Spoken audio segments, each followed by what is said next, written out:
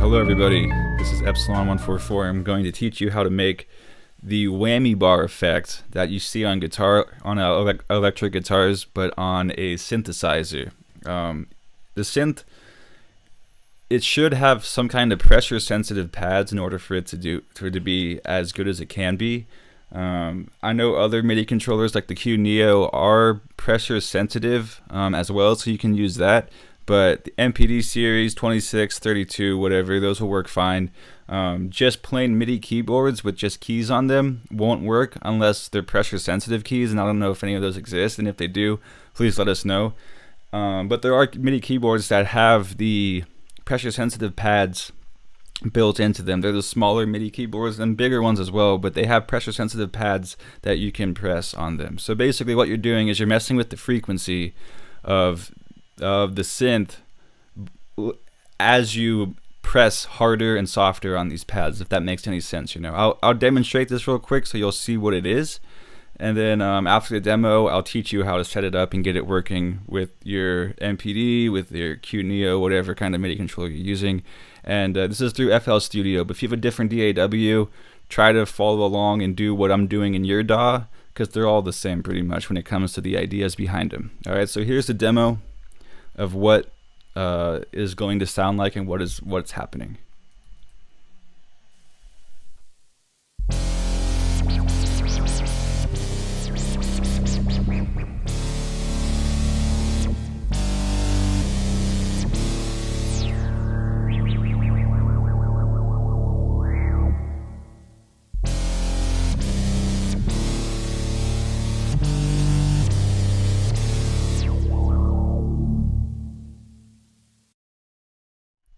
Okay, so those were the demos of what it's going to sound like when you get everything set up. Now let's get started. Like I said, I'm using FL Studio, so if you're using a different DAW, please follow along in your DAW.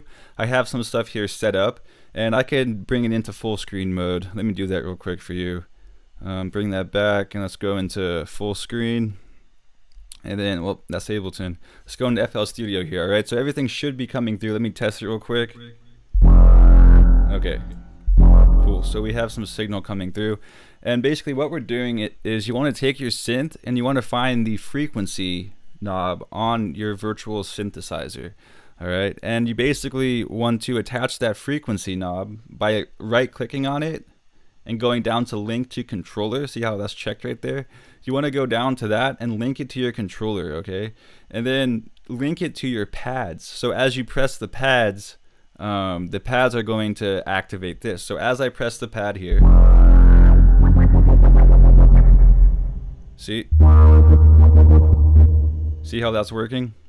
Basically what's happening is the pressure sensitivity from the actual pad is triggering that frequency.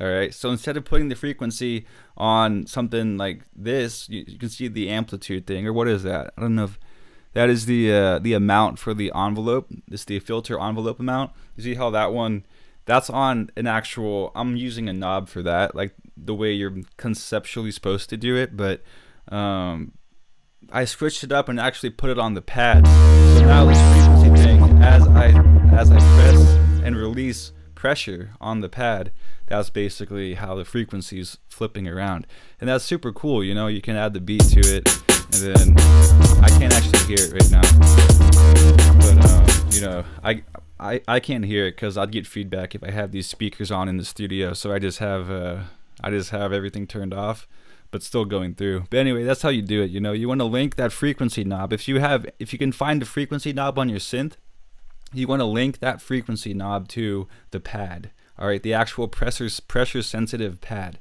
and then you're able to do the effect.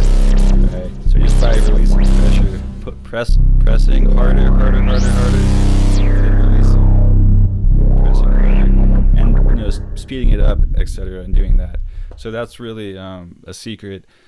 The demo really shows how it like sounds in a better setting. I know the tutorial is kind of, I can't hear what I'm doing, so it could not sound great right now, but I'm showing you the steps on how to set it up. So basically, once again, you want to come into that frequency knob. In FL Studio, you want to right click on it and go down to link to controller, and then press link to controller, and then press on your pad. All right, and then now this pad will pressure sensitive with that frequency. All right, so that's how you link it that way. And you want to do it like that. So now your pads are basically what's triggering that frequency bend. All right, so that's a little kind of secret way to get a whammy bar effect in FL Studio. I think that's pretty useful and everything. If you have any questions at all, please contact me. You can leave a comment below in the description, and if anyone has answers to the comments or you want to join the discussion, please comment in the comments below and we'll all get together and talk about this. Thanks for watching. You can check out my music at Epsilon144 on SoundCloud, Spotify, iTunes, all of that good stuff. And yeah, I want to give a special shout out to Eric Curry for helping with the music that's in this, and to Rizzo for making all these animations that you see in the box over there and down in the corner. So shout out to them, and shout out to you guys for watching the video. Once again, if you have any questions, please let us know and we'll get back to you on how to fix your problem. So yeah, thanks for watching, and I hope you have a great day. Take care.